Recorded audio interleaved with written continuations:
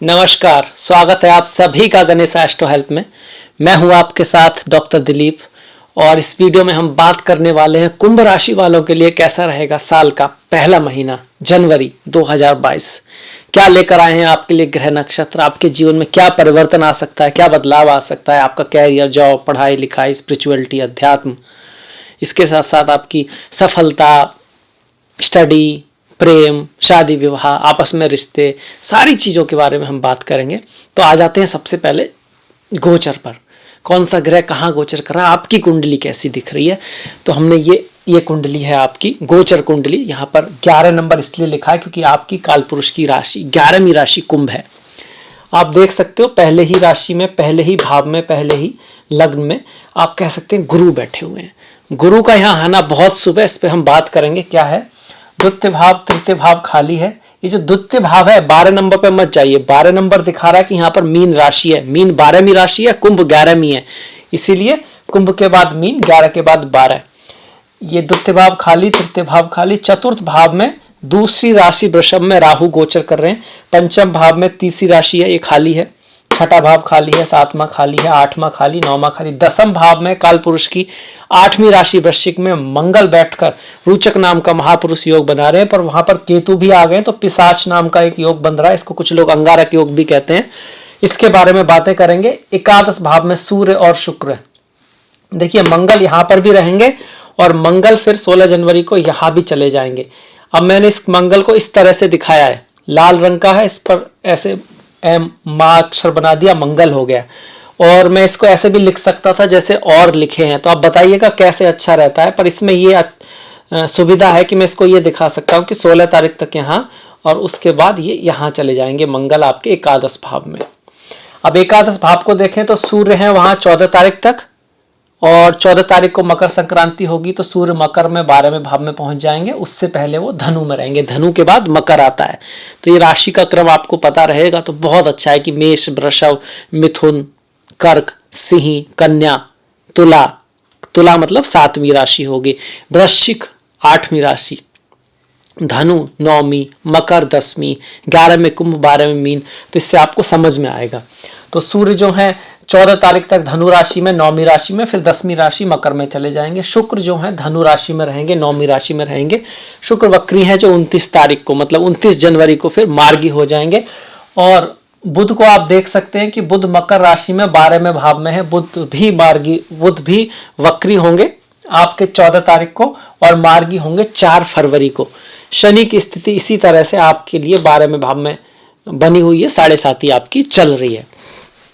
तो ये तो है ग्रहों की स्थिति। सबसे पहली बात तो हम शुरुआत करते हैं 7.5 आपके लिए अभी फिलहाल में तो लाभदायक स्थिति में ही है। उसमें बस इतना आपको करना है, जो जैसे चलना है वैसे ही कर चलते रहने देना है। कोई बहुत नया बड़ा परिवर्तन नहीं कर लेना है। किसी की बात ऐसे ही नहीं मान लेनी है कि कोई आता है आपके पास या आती है, कहते हैं कि भाई ये अपॉर्चुनिटी अच्छी है, ये ठीक है, वो ठीक है, पर अपना चलते हुए काम को नहीं छोड़ना है। कोई बड़ा डिसीजन एकदम बदलने वाला जिसकी आपको बहुत ज़्यादा नॉलेज है नहीं लेना है। अदरवाइज शनि यहाँ पर अपनी ही राशि में बैठे हुए हैं, 12वें भाव में है और लग्न में ही गुरु की स्थिति चल रही है, जो कि गुरु हैं वो द्वितीय और एकादश मतलब धन और लाभ दोनों का स्वामी लग्न में आया। तो पैसे के हिसाब से, धन के हिसाब से ओवरऑल गुरु का आशीर्वाद आपके ऊपर है इस महीने। तो एकदम बढ़िया महीना है जहां तक गुरु शनि की बात करते हैं। शनि की अगर दृष्टियों की बात करें, वाणी को मीठा जरूर रखें। वाणी से कभी कभी कुछ कटु निकल सकता है, आपके परिवार में कुछ दिक्कत रह सकती है, जैसे माता, भाई, बहन, पिता, परिवार के ऊपर शनि की दृष्टि आ रही है। शनि की दृष्टि उतनी शुभ नहीं होती है और वाणी का आपको ख्याल रखना है। धन के मामले में, धन लग्न में आ रहा है और आपके पास धन तो आएगा, पर कहीं ना कहीं कुछ चीजें ऐसी हो सकती है कि आपको ऐसा लग रहा हो कि अगर और होता है ये चीज भी लीजिए, कुछ ना कुछ इस तरह का बंधन टाइप का भी थोड़ा सा आप महसूस करेंगे कि ये हो जाता तो और ठीक रहता है, इस तरह का। शनि की 6ठे भाव पर दृष्टि बहुत शुभ है, बहुत अच्छी है। लड़ाई झगड़ों को कम करने वाली है, आपको जीत दिलाने वाली है। बस आपसे खुद से किसी लड़ाई झगड़े की तरफ नहीं जाना है। सेहत का ध्यान रखना है, हॉस्पिटल आदि से बचने की कोशिश करनी है, मतलब कि अननेसेसरी दवाइयां भी नहीं खानी है। और जरूरत है तो बिल्कुल आयुर्वेद है आपका, और कुछ जरूरत है तो एलोपैथी भी है। और उससे पहले क्या है, आपका प्राकृतिक आहार आपका सही हो, आपकी डाइट अच्छी हो, आप एक्सरसाइज, योगा, प्राणायाम करते हो, ये सब इस चीज़ का भी ख्याल रखें। इसके बाद देखिए जो शनि की लास्ट दृष्टि है वो आपके पिता के भाव पर पड़ेगी और इस गुरु के भाव पर पड़ेगी, विद्या के भाव पर पड़ेगी, हायर नॉलेज के भाव पर पड़ेगी। तो इन सब का लिए है, पिता का तो थोड़ा सा ख्याल रखना है, पर हायर नॉलेज के लिए अच्छा है, अब्रॉड जाने के लिए अच्छा है, विदेश आदि जाने के लिए अच्छा है, आपको फॉरेन ले जा सकता है ये योग 100%, अगर आपकी कुंडली में भी ऐसा योग है तो, क्योंकि लग्नेश खुद 12वें भाव में पहुंच गए हैं। इसके साथ साथ वहां पर भाग्य पंचम का स्वामी भी है और अष्टम का स्वामी भी है, ये भी इस योग को बना रहा है कि व्यक्ति बाहर विदेश जा सकता है। इसके साथ साथ सप्तमेश भी महीने के एंड में 12th भाव में जाएंगे, इंपोर्ट एक्सपोर्ट आदि के लिए अच्छा है। आपके स्पाउस की लाइफ में कुछ यात्राएं वगैरह आ सकती हैं, इस पर हम और डिटेल पे आएंगे। ये हो गया शनि का। अगर गुरु की बात करें तो गुरु लग्न में है, लग्न में गुरु हो तो बोलते हैं कि बहुत सारे आपके दोषों को दूर कर देते हैं, शुभ माना जाता है, और आपकी कुंडली में वो धन और लाभ पैसे के मालिक हैं, पर इसके साथ साथ वो पंचम के, नवम के, धर्म के कारक हैं, आपके मित्रों के, फ्रेंडशिप के कारक हैं, नेटवर्क सर्किल के कारक हैं, आपकी वैल्यूज़ के, आपकी फैमिली के, आपकी संतान के, और आपकी पॉलिटिक्स में पावर के, स्टेटस के भी कारक हैं, क्योंकि पंचम भाव के भी कारक होते हैं। और जो पंचम भाव है उसको छत्र से मतलब राज्य से जोड़ा गया है, पॉलिटिक्स से जोड़ा गया है। तो ऐसे में गुरु का लग्न में आना आपके लिए हर तरह से शुभ है, हर तरह से अच्छा है।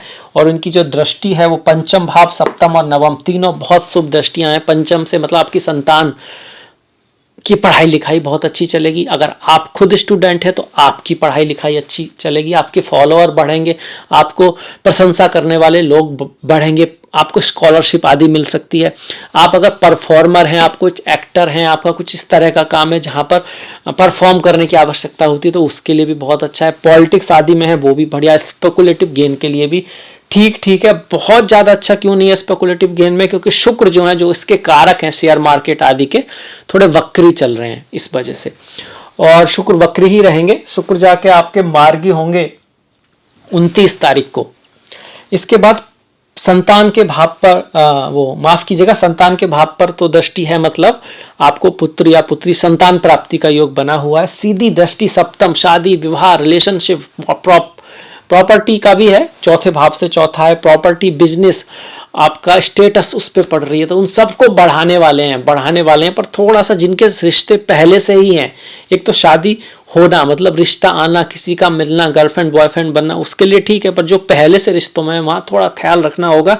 गुरु की वजह से नहीं, गुरु तो सपोर्ट ही कर रहे हैं, सूर्य की वजह से, क्योंकि सूर्य एकादश में रहेंगे 14 तारीख तक ज्यादा अच्छा। उसके बाद जब 12वें भाव में जाएंगे तो थोड़ा सेहत खराब हो सकती है स्पाउस की, उनकी लाइफ में कुछ छोटी मोटी दिक्कत आ सकती है, इस तरह का योग रहेगा सूर्य की वजह से 14 तारीख के बाद। या फिर यात्रा हो सकती है, इस तरह का भी हो सकता है, या उनको थोड़ा आलस्य आ सकता है, काम से उनका थोड़ा मन ऊब सकता है, ये भी है। 14 तारीख के बाद आपका आपके स्पाउस के साथ कहीं घूमने जाने का है, बाहर जाने का है, दूर जाने का, और उस पर कुछ पैसा भी खर्च हो, इस तरह का भी यहाँ पे दिखाई देता है। गुरु की नवम भाव पर दृष्टि विदेश यात्रा के लिए, अब्रॉड एजुकेशन के लिए, पढ़ाई लिखाई के लिए, तीर्थ यात्रा आदि के लिए भी बहुत शुभ है।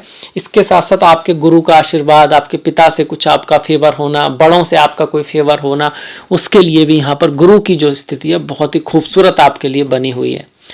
इसको अगर और बढ़ाना हो तो क्या करें? देखिए, सबसे पहले तो जो आपके गुरु हैं उनकी रेस्पेक्ट करें, जैसे माता है, पिता है, जहाँ से भी आप कुछ सीखते हैं, हमारी जो धार्मिक किताबें हैं, ज्ञान है, मंदिर है, या इस तरह का धार्मिक होली प्लेसेस हैं, उनके प्रति आपके मन में रेस्पेक्ट हो। इसके साथ साथ हल्दी का यूज करना नहाने के पानी में, गुरु के मंत्रों का जाप करना, ओम ग्राम ग्रीम ग्रोम सह गुरुवे नमः, या फिर सिंपल ओम गुरुवे नमः। अपने टीचर्स के प्रति रेस्पेक्ट रखना, ये सब हैं। इसके साथ साथ मंदिर में या ऑस्पिशियस प्लेस में कोई हेल्प करना, कोई सहायता करना, ये सब भी बहुत बढ़िया रहेगा। केले आदि का दान करना गरीबों को, उससे भी मंगल अच्छे रहते हैं, मंगल नहीं माफ़ कीजिएगा, गुरु अच्छे रहते हैं, और मतलब उसको हम और बढ़ा सकते हैं। और गुरु एक बात और है, दूरदृष्टि का काम लेना, आवेश में कोई भी निर्णय नहीं लेना, आगे की सोच के चलना लाइफ में गुरु को शुभ करता है। इसके बाद देखिए, गुरु हो गए, शनि हो गए आपके, अब आ जाते हैं राहु केतु के ऊपर, क्योंकि राहु चौथे भाव में है, केतु और मंगल का जो योग है बड़ा इंटरेस्टिंग सा लग रहा है, इस पे बात करना बनता है पहले। इसको कुछ लोग पिशाच योग कहेंगे, कुछ लोग इसको अंगारक योग बोल देंगे, कुछ लोग इसको डिपेंडिंग अपॉन, वैसे तो पिशाच योग ज़्यादा सही है जब केतु के साथ होते हैं, जब तो पिशाच योग ज़्यादा लिखा गया है। इसमें क्या होता है, एक तो एनर्जी बहुत ज़्यादा हो जाती है, तो 10वें भाव में एनर्जी बढ़ेगी, अच्छी बात है, कोई बहुत बड़ी पोस्ट मिल सकती है, अचानक से कुछ आपका लाभ हो सकता है, पोस्ट प्रमोशन बढ़ सकता है, आपके अंदर शक्ति बहुत रहेगी एजुकेशन के लिए, पढ़ाई लिखाई के लिए, एग्जाम को क्रैक करने के लिए, उस तरह से तो ठीक है, पर गुस्सा आ सकता है अचानक से बहुत तेज, धैर्य का टूटना देखा जा सकता है। गुस्से में अधैर्यता का ख्याल रखेंगे तो ये योग आपको ऊंचाइयां ही देगा, क्योंकि एनर्जी तो बहुत है, बस चैनलाइज करना है उसको, खास करके काम के क्षेत्र पर, बॉस हैं आपके, अगर आप सर्विस करते हैं या बिजनेस में कोई बड़ी पार्टी है आपसे, तो वहाँ पर गुस्सा नहीं खोना, अपना आपा नहीं खोना है, तो बहुत बढ़िया रहेगा। अपना आपा खोए तो फिर आप यहाँ से नुकसान भी उठा सकते हैं, क्योंकि मंगल केतु मतलब एक तरह का बहुत सारी एनर्जी एक साथ इकट्ठा हो जाना, इसको आप ऐसे कह सकते हैं। यहाँ से मंगल की दृष्टि लग्न पर है तो अधैर्यता थोड़ा सा बना सकते हैं, हालांकि वहाँ गुरु हैं और गुरु मंगल मित्र भी हैं, ये अच्छी बात है, ज्ञान से काम लेंगे तो बातें सही रहेंगी। चौथे भाव में माता के भाव में राहु हैं, उस पर मंगल केतु की दृष्टि है, माता को दिक्कत हो सकती है, माता के हेल्थ में दिक्कत हो सकती है, और मदर के लिए थोड़ा टफ टाइम रह सकता है, उनका ख्याल रखना है, उनकी केयर करने का आपका यहाँ पर धर्म बनता है। मंगल की जो पंचम भाव पर दृष्टि है तो संतान के, पहली संतान का थोड़ा ख्याल रखना है, उनको थोड़ा बहुत हेल्थ का इशू हो सकता है या उनका लाइफ में कुछ थोड़ा बहुत उतार चढ़ाव रह सकता है, तो उस चीज़ का ध्यान रखें। हनुमान जी बजरंगबली की पूजा करें, मीठे का प्रसाद बांटें। इसके साथ साथ मंगल की आप नरसिंह भगवान या फिर कार्तिकेय की भी पूजा कर सकते हैं। तो ये हो गया मंगल का हमारा। इसके बाद आ जाते हैं शुक्र का। देखिए शुक्र पूरे महीने वक्री हैं, पूरे महीने वक्री हैं आपके 29 तारीख तक, तो 29 के बाद तो महीने ही कितना बचता है। शुक्र हमारे लिए प्रेम के कारक हैं, तो रिश्तों में डिफरेंस ऑफ ओपिनियन, मिसअंडरस्टैंडिंग का चांसेस बनता है, किसी भी राशि के आप हों, क्योंकि शुक्र तो सबके लिए ही प्रेम के कारक तो हैं ही, उसमें थोड़ा ध्यान रखने की आवश्यकता है। शुक्र स्टॉक मार्केट के कारक हैं, तो अगर आप स्टॉक मार्केट में ध्यान दे रहे हैं तो वहाँ पर कुछ बहुत ज़्यादा स्कोप नहीं दिखता है इस महीने, भले ही आपके पंचमेश कैसे भी हों कुंडली में, जब तक शुक्र कारक है थोड़ा सोच समझ के निर्णय लेना है, वहाँ पर उतार चढ़ाव, अनप्रिडिक्टेबिलिटी बनी रह सकती है। और शुक्र वक्री होना कुछ चीज़ों के लिए अच्छा भी है, पुरानी चीज़ें वापस आ सकती हैं, पुरानी गर्लफ्रेंड, पुराना बॉयफ्रेंड, पुराना जीवन साथी, अगर किसी कारण से कुछ आप अलग हुए कुछ इस तरह से, वो ठीक है। शुक्र का वक्री होना यहाँ पर यह भी दिखाता है कि आपको अपने रिश्तों को एक बार फिर से देखने की आवश्यकता है, शायद कुछ चेंज की आवश्यकता है, शायद आप जिस थॉट से चले थे, चलते चलते थोड़ी राह भटक गए अपने रिश्तों में, तो उनको फिर से सुधारने की, संवारने की आवश्यकता है। यहाँ पर इस चीज़ का ध्यान रखिएगा। शुक्र आपके 9th और चतुर्थ मतलब माता पिता दोनों को दिखाते हैं, बखरी हो रहे हैं तो माता पिता का केयर या उनका ख्याल रखने की आवश्यकता यहाँ पे जरूर रहेगी। हालांकि 11वें भाव में है तो फीमेल से, आर्ट से, ब्यूटी से, डिजाइनिंग से, स्टॉक मार्केट से लाभ भी हो सकता है उतार चढ़ाव के साथ। इसके बाद बुध की बात कर लेते हैं। देखिए बुध भी वक्री होंगे, बुध जब वक्री हो तो वाणी का खास ख्याल रखें, वाणी ऐसी बोलिए मन का आपक होए, औरों को शीतल करे आपो शीतल होए। और कभी कभी तो बोलना ना भी हो तो चलता है, क्योंकि बोलते हैं ना कि जो हम बोलते हैं क्योंकि हमें बोलना होता है, और जो बुद्धिमान, जो ज्ञानी बोलते हैं क्योंकि उनके पास बोलने के लिए कुछ होता है, ऐसे नहीं कि मुंह से निकल गया, निकलता कुछ नहीं है, सोच समझ के बोलते हैं और स्थिति के अनुसार बोलते हैं। कब बोलना है, क्या बोलना है, ये जरूरी है। क्या बोलने से भी जरूरी है कब बोलना है, बोलना भी है नहीं, सही बात को भी बोलना हर जगह हर व्यक्ति से नहीं किया जा सकता, उसको समझने वाला भी तो चाहिए। अब जैसे भगवान श्री कृष्ण ने जब गीता दी है तो शुरुआत में और बाद में उनके देने का, बताने के नजरिए में अंतर है, और कुछ लोग कहेंगे कि भाई ऐसा क्यों है, कुछ छोटी मोटी पहली बातों को पकड़ेंगे कि ये कैसे कह दिया कृष्णा ने, क्योंकि जिस लेवल पर व्यक्ति है वहीं से उसको उसके साथ होके ही उसको ऊपर ले जाया जा सकता है। पहले ABCD सिखाओगे, फिर स्पेलिंग सिखाओगे, और फिर आप टेंसेस वगैरह पर आओगे, आप सीधा टेंस सिखाओ भाई तो बात समझ में नहीं आएगी, आपको वहाँ तक जाना पड़ेगा, उसको साथ में लेना पड़ेगा, फिर आगे बढ़ना पड़ेगा। तो बुद्धिमानी का प्रयोग आवश्यकता है, ना कि सिर्फ नॉलेज से काम चल जाएगा। तो ये बुध कह रहे हैं कि भाई इस तरह से आपको जब बुध वक्री है इस तरह का ध्यान रखना है। इसके साथ साथ जब बुध वक्री होते हैं तब कोई भी आप बुध व्यापार भी परचेज करते हैं, कोई इंस्ट्रूमेंट खरीदते हैं तो 2-3 बार चेक करके लें। आपसे गलती हो सकती है, दुकानदार से गलती हो सकती है, राइटिंग में, लिखने में, कम्युनिकेशन में, कमेंट्स में, सोच समझ के करें जब बुध वक्री रहें, इस बात का ध्यान रखें। गणेश जी की पूजा करें, अपनी वाणी का सदुपयोग करें, उनको दूर्वा घास चढ़ा सकते हैं गणेश जी को, और गणेश अथर्वशीष का पाठ कर सकते हैं, बहुत अच्छा रहेगा। 12वें भाव में जा रहा है पंचमेश, मतलब पढ़ाई लिखाई के लिए आपके बाहर जाने का, अब्रॉड जाने का योग बनता है। यहाँ पर विमल नाम का राजयोग भी बना हुआ है, विपरीत राजयोग कहेंगे कि चीज़ें बिगड़ के बनने का योग है कहीं ना कहीं। और सास ससुर का थोड़ा ख्याल रखना है, उनकी लाइफ में कुछ उतार चढ़ाव आ सकता है, उनकी हेल्थ में कुछ डिस्टर्बेंस यहाँ पे दिखाई देता है बुध की वजह से। सूर्य की बात कर लेते हैं। सूर्य एकादश में है, मतलब कि 14 तारीख तक लाभ रहेगा। किससे? पार्टनर से, पार्टनरशिप से, पति पत्नी से, प्रेमी प्रेमिका से, उनसे भी लाभ रहेगा, उनकी लाइफ में भी लाभ आ सकता है। इसके बाद जब सूर्य 12वें भाव में जाएंगे तो नेत्रों का ध्यान रखना है, ज्योति का ध्यान रखना है, पिता और गुरुओं के साथ थोड़ा रिस्पेक्ट बना के रखनी है।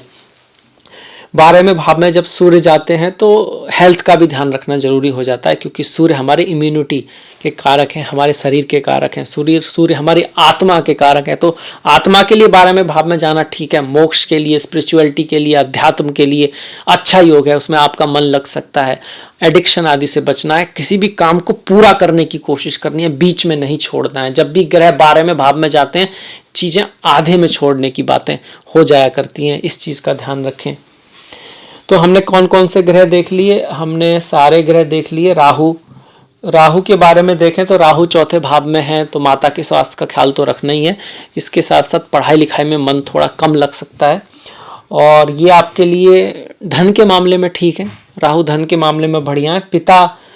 पिता के साथ, पिता की लाइफ में कुछ टफनेस आ सकती है राहु की वजह से। माता के साथ तो है ही, पिता के लिए भी, क्योंकि पिता के भाव से अष्टम है। अगर हम यहाँ से गिनते हैं तो 1 2 3 4 5 6 7 8, इसलिए पिता हायर एजुकेशन के लिए जा रहे हैं, जैसे इसके योग भी बने हुए हैं, तो सोच समझ के जाना है। कुछ ना कुछ बीच में अड़चने आ सकती हैं राहु की वजह से। राहु बहुत अच्छे नहीं है तो क्या करें? माँ दुर्गा की पूजा करें। राहु के मंत्रों का जाप कर सकते हैं, पर राहु के लिए मैं चाहूँगा माँ दुर्गा की पूजा, भैरव जी की पूजा बहुत अच्छी है। भैरव जी की पूजा, भगवान शिव की पूजा भी कर सकते हैं। राहु के लिए बुधवार के दिन, वैसे तो हर दिन गरीब लोग जो हैं उनके लिए कुछ करना, जो बहुत ज़्यादा प्रॉब्लम्स में है, जिनको, जैसे व्यक्ति बीमार है, उसके पास दवाइयाँ नहीं है, तो उसको आप दवाइयों का इंतज़ाम कराएं। अगर कोई व्यक्ति है जिसके पास खाने तक को नहीं है तो थोड़ा बहुत खाना का प्रबंध अगर आप उसके लिए कराते हैं। ऐसे लोग जो मजबूर हैं, जो गरीब हैं, बीमार हैं, बहुत ज़्यादा वृद्ध हैं, उनकी सेवा करना राहु को शुभ करता है। बुधवार के दिन, नहीं तो और दिन भी करेंगे तो ऐसा नहीं है कि उसका असर नहीं होगा, जरूर होगा। ये रहा राहु। राहु के लिए कुछ लोग नज़र वगैरह उतारते हैं, जैसे कि नारियल से 11 12 21 बार एंटी क्लॉकवाइज घुमा के बाहर उसको बहा देते हैं। कुछ लोग इसी चीज़ को सी सॉल्ट, मतलब समुद्री नमक से भी करते हैं, तो वो भी आप कोशिश कर सकते हैं। कुछ लोग सी सॉल्ट में स्नान करना भी राहु की एनर्जी को कम करता है। आपने देखा भी होगा, उसको रखते हैं तो नेगेटिव एनर्जी कम होती है, और उसको फिर निकाल देते हैं सी सॉल्ट के बड़े से एक टुकड़े को। घर में जो साउथ वेस्ट की डायरेक्शन है वहाँ पर सी सॉल्ट रखना, बदलते रहना, उसको साफ़ सुथरा रखना। सारा घर ही साफ़ सुथरा होना चाहिए। घर में पुरानी चीज़ों को नहीं रोकना, जो बिल्कुल यूज में नहीं कर रहे हैं उसको अमावस्या या संक्रांति के दिन निकाल देना। राहु केतु हमारे पितरों से जुड़े हुए हैं, पूर्व जन्मों से जुड़े हुए हैं, तो अपने पूर्व जन्म से, मतलब श्राद्ध वगैरह ढंग से करना। पितरों के लिए भी कुछ ना कुछ जब पूजा करते हैं तो उनको भी याद में रखना, खास करके अमावस्या, संक्रांति, पितृपक्ष में। इससे आपके राहु केतु बेटर होते हैं, अच्छे रहते हैं। देखिए सारे ग्रह देख लिए, अब देख लेते हैं इस महीने के त्यौहार। 1 जनवरी को ही शनिवार को शिवरात्रि है। चिदानंद रूपा शिवोहम शिवोहम मन बुद्धि अहंकार चित्तानि नाहम, मतलब मैं ना मन हूँ, ना बुद्धि हूँ, ना अहंकार हूँ, ना चित्त हूँ, तो क्या हूँ? चिदानंद रूपा शिवोहम शिवो। हर जगह जो है, जिसके अंदर सब कुछ है, सबका जो वेश है, जो आनंद रूपी है, वही मैं हूँ, वही शिव मैं हूँ, मैं भी वही हूँ। कहीं ना कहीं ये गीता में भी यही बात आती है। तो शिव जी का दिन है 1 तारीख को, बहुत अच्छी बात है। 2 तारीख को रविवार को पौष अमावस्या है। अमावस्या को पितरों से जोड़ते हैं, दान पुण्य के लिए अच्छा है, मंत्र सिद्धि के लिए अच्छा है। जिनकी कुंडली में विष योग होता है, प्रेत श्राप आदि होता है, तो अमावस्या का व्रत उनको बताया जाता है। 13 तारीख को गुरुवार को पुत्रदा एकादशी है। श्री हरि विष्णु के जो भक्त हैं उनके लिए पुत्रदा मतलब संतान प्राप्ति के लिए, पुत्री हो या पुत्र हो, दोनों के लिए ही बहुत अच्छी है। इसके साथ 14 तारीख को शुक्रवार को मकर संक्रांति है। सूर्य उत्तरायण हो रहे हैं, बहुत अच्छी बात है। उत्तर की डायरेक्शन में जाने को शुभ माना जाता है। पोंगल का भी त्योहार है।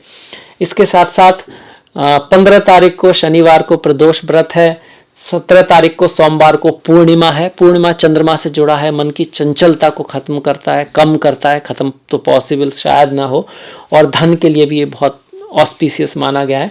21 तारीख को शुक्रवार को संकष्टी है। गणेश जी का व्रत है। विघ्न विनाशक गणेश जी हैं, जिनकी केतु की दशा चल रही है। केतु बहुत ज़्यादा अच्छा रिजल्ट नहीं दे रहे हैं, तो उस केस में बहुत अच्छा रहेगा। 28 तारीख को शुक्रवार को छठ तिला एकादशी है। भगवान श्री हरि विष्णु के वक्त जो हैं उनके लिए एकादशी की तिथि बहुत महत्वपूर्ण है। वैसे भी एकादशी का व्रत करना ही चाहिए। व्रत करने से हमारा तन मन ओवरऑल हेल्थ और हेल्थ मन साफ होंगे तो कर्म भी बदलेंगे, और कर्म बदलेंगे तो संसार तो कर्म प्रधान ही है। बहुत महत्वपूर्ण है। इसको समझना भी है, इनकी कहानियों को समझ के उसको दिल में भी उतारना है। दोनों ही चीज़ें ले का यूज करना है। जैसे शरीर है, मन है, आत्मा है, इसी तरह से व्रत का भी है, कथा भी है, आपका कर्म भी है, उसको जीवन में उतारना भी है, मन में धारण करना भी है। पूर्ण जो व्रत होगा तभी उसका रिजल्ट आएगा। 30 तारीख को रविवार को मासिक शिवरात्रि है। बहुत ही खूबसूरत त्योहार है ये भगवान शिव का। और इसी के साथ हमने त्योहार इस महीने के देख लिए। त्योहार बहुत इंपॉर्टेंट है, हमारी सभ्यता है, हमारी पहचान है। इसके बाद देखिए, इसके बाद इस वीडियो को समाप्त करेंगे। अगर आपको ये वीडियो अच्छा लगा है तो प्लीज़ लाइक कीजिएगा, शेयर कीजिएगा, जितना आप कर सकते हैं। घंटी वाला बटन दबाना मत भूलिएगा। आपका जो सहयोग है वो बहुत महत्वपूर्ण है, उसको इसी तरह से बना के रखिएगा। नेक्स्ट वीडियो में आपसे मुलाकात होगी। तब तक अपना ख्याल रखें, अपनों का ख्याल रखें, सभी का ख्याल रखें। नमस्कार।